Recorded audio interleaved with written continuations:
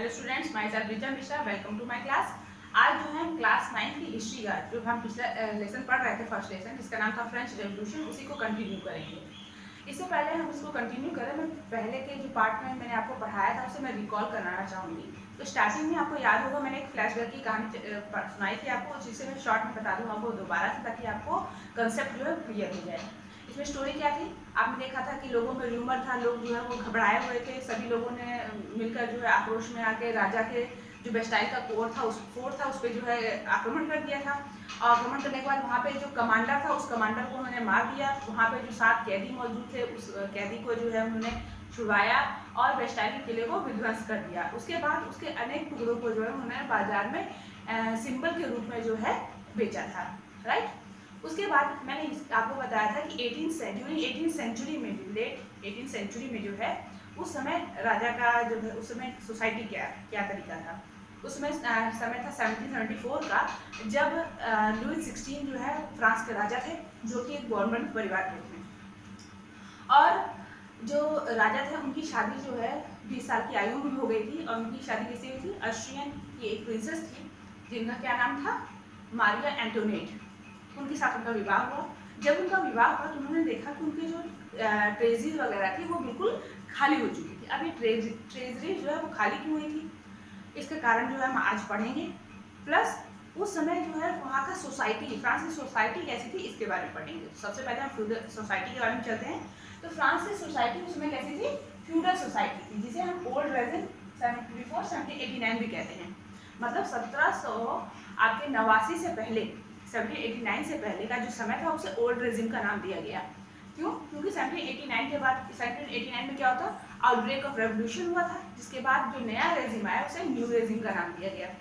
और उस समय का ये कैसा सिस्टम था आपका, फ्यूडल सिस्टम। फ्यूडल सिस्टम मतलब जैसे मान लीजिए कोई राजा हो, कोई जमींदार हो, कोई साहूकार हो, तो वो क्या करता है, अपने से लोअर जो होते हैं उनके लोग वहाँ पे, वो जो कम प्रॉपर्टीज वाले होते हैं, जिनके पास पैसा नहीं है, पीजर्स वगैरह, लेबर्स वगैरह जो है, उनको अपने अंडर में रखता है और अपनी प्रॉपर्टी पे उनसे काम करवाता है खेतों वगैरह में, और उसके बदले में उनसे टैक्स भी लेता है। तो ये जो सिस्टम होता है उसे फ्यूडल सिस्टम कहा जाता है।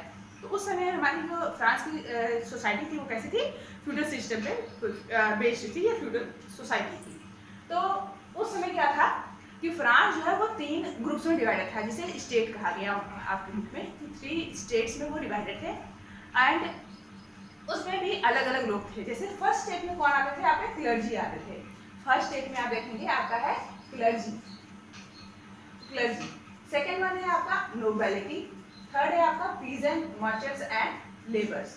इसे हम दोबारा से समझ लेते हैं। जैसे फर्स्ट स्टेट में जो है आपका है, जिसे क्लर्जी कहा गया। क्लर्जी में कौन आते थे, क्लर्जी यानी कि आपके जो चर्च के ओनर्स होते थे, जो चर्च के जो फादर होते थे, वो जो है क्लर्जी कहलाते थे। जैसे पहले के समय में हम लोग देखें, जो राजा वगैरह होते थे, राजाओं का जो समय था, या हिंदू का जो साम्राज्य हुआ करता था, उसमें सब राजाओं के दरबार में या सबसे बड़ा जो है किसे माना जाता था, पुरोहितों को माना जाता था। उसी प्रकार से यहाँ पे जो क्लर्जी वर्ग थे वो कौन थे, आपके चर्च के जो ओनर्स थे, जो चर्च के फादर वगैरह थे, वो क्लर्जी वर्ग में आते थे, आपके फर्स्ट स्टेट में, यानी फर्स्ट ग्रुप में। सेकंड आपका सेकंड स्टेट जो था, सेकंड उसमें आता था नोबिलिटी। नोबिलिटी में कौन था, आपका राजा होता था, राजा रानी, उसके परिवार के लोग, उसके रिश्तेदार, साला, मामा, चाचा, भतीजा, उसके और रिश्तेदार, ये सारे लोग जो है वो नोबिलिटी के ग्रुप में आते थे, यानी कि आपके सेकंड ग्रुप में आते थे। थर्ड ग्रुप में आते थे आपके पीजेंट्स, मर्चेंट्स एंड लेबर्स, यानी जो छोटे किसान हैं, जो छोटे छोटे साहूकार लोग हैं, जो आपके व्यापारी हैं, वो सब इसमें आते थे, थर्ड ग्रुप में आते हैं। ठीक है। अब इनके लिए भी कुछ फैसिलिटीज थी। जैसे जो फर्स्ट ग्रुप के क्लर्जी वर्ग के लोग थे और जो सेकंड नोबिलिटी ग्रुप के लोग थे, क्या बताया गया, उन दोनों ही ग्रुप के लोग जो है एंजॉय करते थे प्रिविलेज बेस्ड ऑन बर्थ। मतलब अगर आप फर्स्ट ग्रुप और सेकंड ग्रुप में केवल पैदा ही हो गए, बर्थ ही आपने ले लिया, तो उससे जन्म से आपको कुछ अधिकार मिल गए थे। जैसे आपके पास अधिकार होगा कि आप छोटों के ऊपर जो है शासन कर सकते हैं, अपने थर्ड ग्रुप वालों को जो है अपने अंडर में रख सकते हैं। और प्लस उसके अलावा एक्सेप्शन फ्रॉम पेइंग टैक्स, उनको जो है टैक्स पे करने से छुटकारा मिल गया। मतलब फर्स्ट और सेकंड स्टेट वालों को टैक्स ही नहीं देना पड़ता था। मतलब जिसके पास पैसा है वो टैक्स नहीं देगा। ठीक है। उसके बाद people of third state were obliged to pay tax and render service. अब जो तीसरे ग्रुप के लोग थे उनके साथ क्या था, उन्हीं को जो है टैक्स भी देना है, और प्लस जो बड़े जो लोग हैं आपके फर्स्ट एंड सेकेंड ग्रुप के, उनके अंडर जो है उनको काम भी करना है, उनके खेतों में भी काम कीजिए, कंस्ट्रक्शन साइट्स में भी काम कीजिए, मार्केट में भी काम कीजिए। मतलब जो काम करने का मजदूरों का जो दल था वो इन लोगों का था, थर्ड स्टेट्स वालों का। ठीक है, तो ये तो हो गया हमारा ग्रुप के बारे में। फिर उस समय जो सोसाइटी थी फ्रांस की, उसमें दो प्रकार के टैक्स मेनली हुआ करते थे। पहला होता था टिप्स, पहला जो टैक्स था वो टिप्स कहा गया इसे, जो कि लिव्ड बाय द चर्च, मतलब चर्च के द्वारा, यानी चर्च के पादरियों के द्वारा, उनके फादर्स के द्वारा जो टैक्स लगाया जाता था डायरेक्टली लोगों के ऊपर, वो कहलाता था टिप्स। और वो क्या होता था, 1/10 ऑफ टोटल प्रोडक्शन, मतलब उनका मजदूरों ने जितना टोटल प्रोडक्शन किया है पूरा ईयरली, उसका जो 1/10 पार्ट होगा वो उन्हें टैक्स के रूप में चर्च को देना होता था, जिसे टैक्स कहा गया। अब जैसे एग्जाम्पल के मुताबिक समझिए, जैसे मान लीजिए मैं थर्ड ग्रुप का एक मेंबर हूँ, मतलब मजदूर हूँ, और मेरा प्रोडक्शन है मान लीजिए 100 कुंटल मैंने राइस प्रोड्यूस किया। अब चर्च के टैक्स के अकॉर्डिंग जो है मुझे क्या देना होगा, उसका 10th पार्ट, वो कितना होगा, जैसे 100 कुंटल मैंने किया है राइस का प्रोडक्शन, तो उसका हो जाएगा 10 कुंटल, 1/10 पार्ट कितना होगा, 10 कुंटल जो भी राइस होगा हमारा, वो मुझे देना होगा इन्हें चर्च को एज ए टैक्स के रूप में, जो कि चर्च के द्वारा लगाया गया। सेकेंड टैक्स क्या होता है, इसे टेल कहते हैं। ये टैक्स क्या होता है, ये टैक्स गवर्नमेंट के द्वारा डायरेक्टली लगाया जाता है लोगों के ऊपर। अब मतलब एक टैक्स चर्च लेगी और एक टैक्स डायरेक्टली जो है राजा लेगा, गवर्नमेंट लेगी हमसे। तो ये दो प्रकार के टैक्स जो होते थे, जो कौन देता था, केवल थर्ड ग्रुप के लोग ही इसे पे करते थे। तो ये कंसेप्ट आप लोगों को क्लियर हो गया होगा। जैसे फ्यूडल सोसाइटी है, आपको 3 पार्ट में डिवाइडेड है, जिसमें फर्स्ट में क्लर्जी, नोबेलिटी, और इसमें थर्ड में जो है पीजेंट वगैरह आते हैं। फर्स्ट एंड सेकंड ग्रुप को जो है बर्थ लेने से ही प्रिविलेजेस मिल गए, सारी छूटें मिल जाती हैं, उनको टैक्स नहीं देना है। थर्ड ग्रुप जो है वो केवल टैक्स देता है, और साथ ही साथ सर्विसेज भी करने, रेंडर टू सर्विस भी है वो। उसके अलावा दो प्रकार के मेन टैक्सेस हमें देने होते हैं, जिससे पहला है आपका टैक्स, जो कि चर्च के द्वारा डायरेक्टली लगाया जाता है लोगों के ऊपर, और वो क्या है आपका 1/10 part of the total production.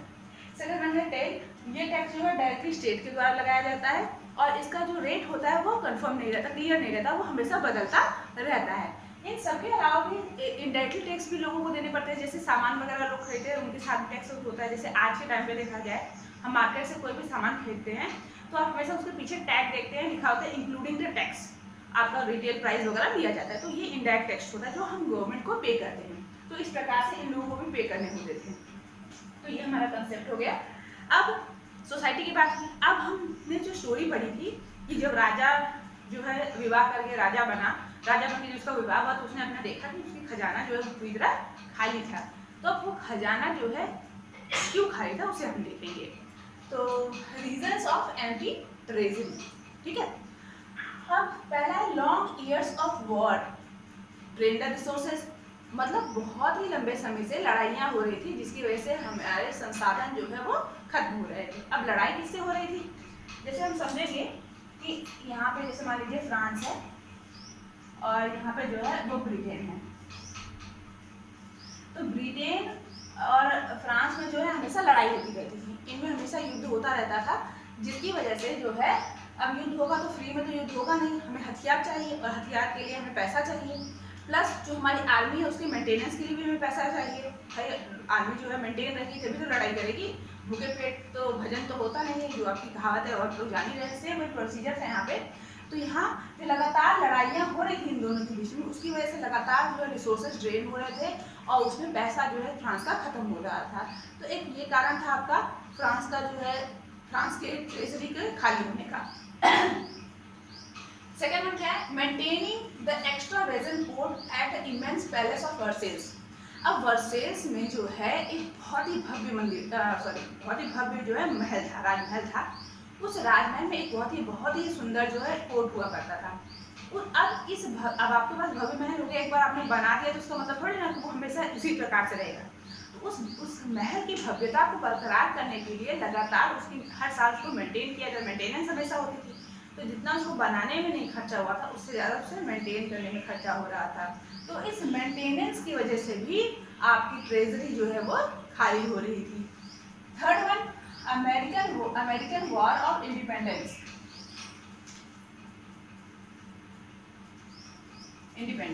American war of independence, जो किसके साथ हुआ था, ब्रिटेन के साथ। मतलब अब जैसे मैंने बताया कि फ्रांस और ब्रिटेन में लड़ाई हो रही थी, वहीं यहाँ पे आपका यूएसए भी था।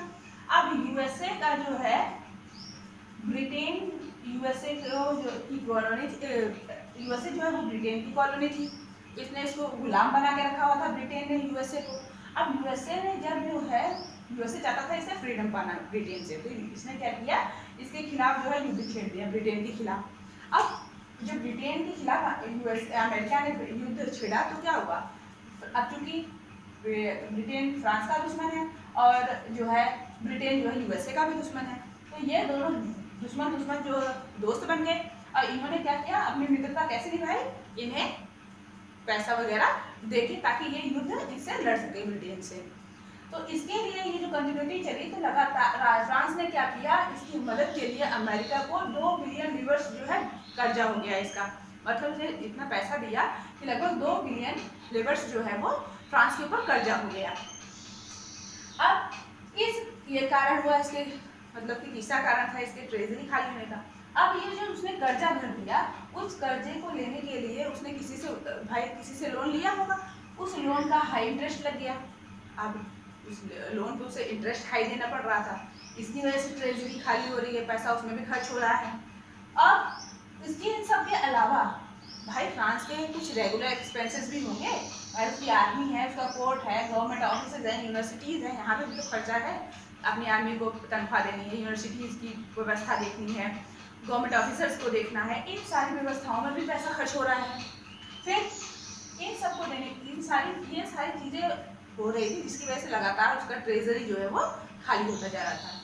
अब ये तो कारण है हमारी ट्रेजरी खाली होने का। अब ट्रेजरी को भरने के लिए क्या उपाय था, टैक्स देना था राजा को। और टैक्स कौन दे रहा है, टैक्स जो है only paid by the third state, केवल थर्ड स्टेट के लोगों के द्वारा ही टैक्स आपका दिया जा रहा है। और जो टैक्स दिया जा रहा था उसके कलेक्शन का जो रेट था वो भी बहुत ही कम था, जिसकी वजह से कलेक्शन कम हो रहे थे, खर्चा ज़्यादा हो रहा था और ट्रेजरी जो है वो खाली होती जा रही थी। अब इन सारी चीज़ों को देखने के बाद राजा ने क्या निश्चय किया कि मुझे जो है टैक्स को बढ़ाना होगा। उसने राजा ने डिसाइड किया first to increase the tax को बढ़ाना होगा, और फिर तब जाके ये ट्रेजरी जो है वो दोबारा से भर पाएगी। तो ये तो हमारा रीज़न हुआ ट्रेजरी खाली होने का, और राजा ने फिर ये डिसाइड किया कि टैक्स को बढ़ाना है। अब टैक्स को बढ़ाने के लिए राजा को कुछ प्रोसीजर्स फॉलो करने होंगे। वो राजा जो टैक्स किस प्रकार से बढ़ाएगा, क्या करता है, उसके बारे में हम अगले वीडियो में पढ़ेंगे।